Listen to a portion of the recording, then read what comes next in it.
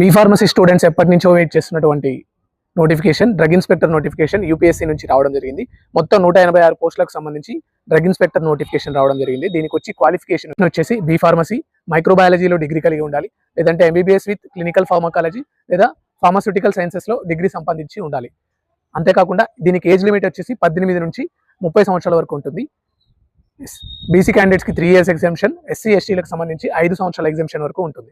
Exam మొత్తం 450 మార్కులకు ఉంటుందండి. మొదటి 150 మార్కులు జిఎస్ అంటే జనరల్ సైన్స్, అందులో కరెంట్ అఫైర్స్, మిగతా సబ్జెక్ట్స్ అన్ని కూడా ఉంటాయి. మిగతా 300 మార్కులకు సంబంధించి ఎగ్జామ్ ఏదైతే ఉంటుందో అది ఫార్మసీకి సంబంధించినటువంటి క్వశ్చన్ పేపర్ ఉంటుంది. అది 150 ప్రశ్నలు ఉంటాయి. 150 ప్రశ్నలకు ఒక్కొక్క దానికి 2 మార్కులు రావడం జరుగుతుంది. మొత్తంగా 300 మార్కులు రావడం జరుగుతుంది.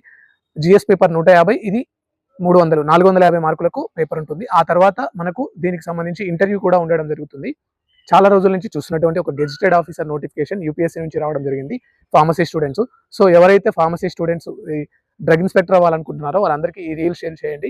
అలాగే దీని గురించి ఇంకేమైనా డౌట్స్ ఉన్నట్లయితే కామెంట్ రూపంలో తెలియజేయండి. Thank you. జై హింద్.